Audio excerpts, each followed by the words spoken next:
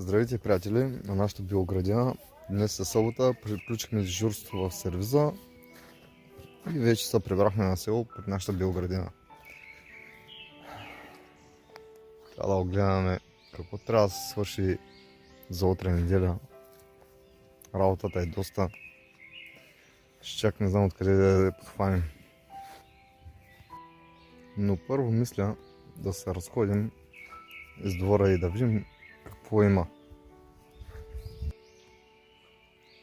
Видимо, чери домати все още има, въпреки че е имало буря и някои колови са нападали, както някои домати така, но има доста за обиране.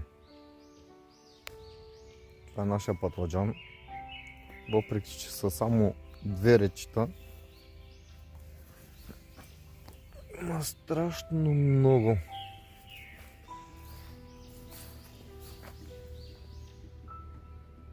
Наистина доста патладжан има.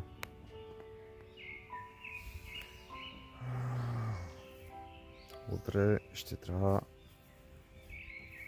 да събера и слънчогледа, защото не мисля, че е много добре вече да седим навънка на дъждовете.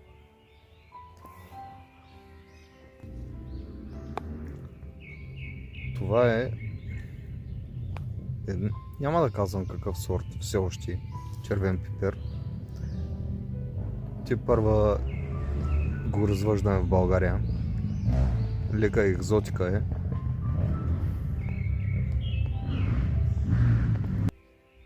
Тук имаме и една малка диня, която все още расте. Не иска да се предава. Ето още една. Опа! И какво да видим? Някой краде чери. Майката. Браво, Мило. Откачила. И още доста има. Много. Има страшно много. И от оранжевото има, и от червеното има.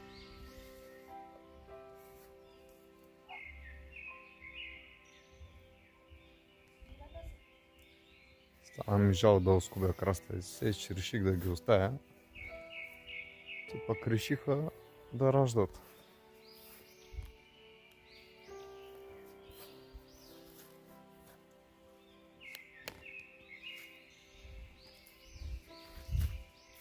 Тук имаме една, която съм се оставил за семи, но вече ще трябва да я откъсна.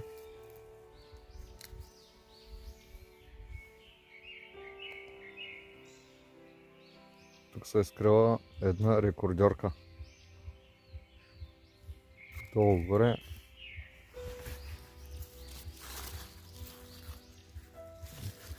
Няма как толкова. Една. Малко по-малко от 2 педи. Доматито на слада. Още не сме го премахнали.